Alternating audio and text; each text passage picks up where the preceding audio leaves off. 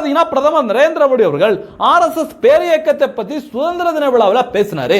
சுதந்திர தின விழாவில் அவர் பேசினதுல இருந்து இங்க இருக்கின்ற ஆல்ரஸ்ல பயலுவெல்லாம் பயங்கரமா கதறிட்டு வராங்க.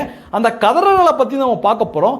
आज से 100 साल पहले एक संगठन का जन्म हुआ, राष्ट्रीय स्वयंसेवक संघ.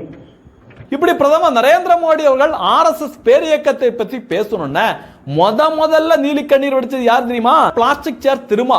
பிரதமர் நரேந்திர மோடி அவர்கள் ஆர்எஸ்எஸ் பத்தி சுதந்திர தின விழாவில் பேசினதுக்கு ரூம் போட்டு கதறி பாப்பல போல இருக்கு. என்ன தெரியுமா சொல்லிருக்காப்ல? ஆர்எஸ்எஸ் பத்தி சுதந்திர தின விழாவில் பிரதமர் நரேந்திர மோடி அவர்கள் பேசினது ஏத்துக்கவே முடியாது அப்படின்னு.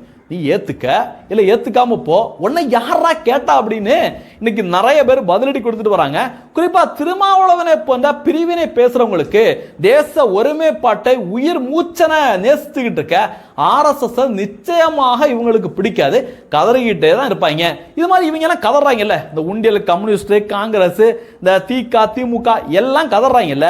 ஆனா தமிழக அரசாங்கம் சார்பாக ஸ்டாலின் அவர்கள் ஒரு விருது ஒன்று கொடுத்திருக்காரு. யாருக்கு அப்படின்னு பாத்தீங்கன்னா, இந்தியா முஸ்லீம் லீக் யூனியன் முஸ்லீம் லீக் தலைவர் காதர் மெய்தீனுக்கு 2025ஆம் ஆண்டுக்கான தகைசால் தமிழர் விருது வழங்கப்பட்டது.